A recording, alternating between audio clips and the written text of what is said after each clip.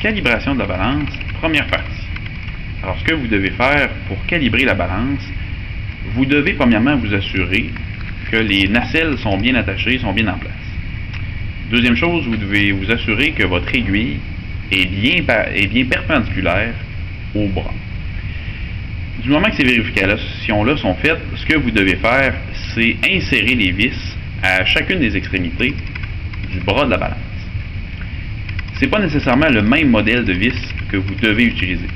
Vous devez utiliser une longueur de vis satisfaisante qui va vous permettre d'avoir un bras qui est bien ajusté avec l'aiguille qui pointe le 0.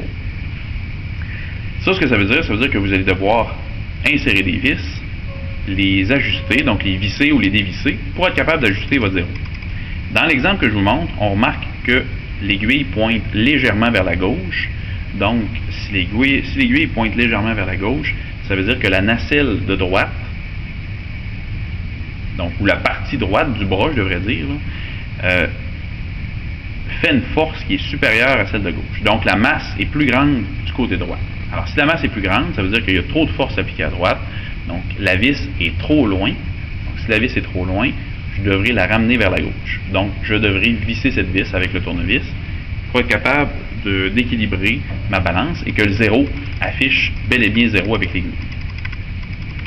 Du moment que cette vis-là sera vissée, je vérifie à nouveau si mon aiguille pointe le 0.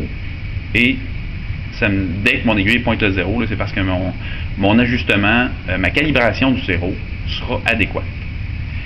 Je vous ai parlé du côté droit.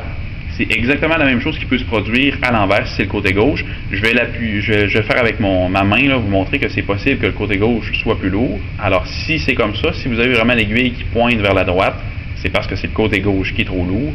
Donc, à ce moment-là, vous devriez visser la vis de gauche ou encore dévisser celle de droite. Donc, c'est les opérations à faire pour être capable de calibrer notre balance à 0.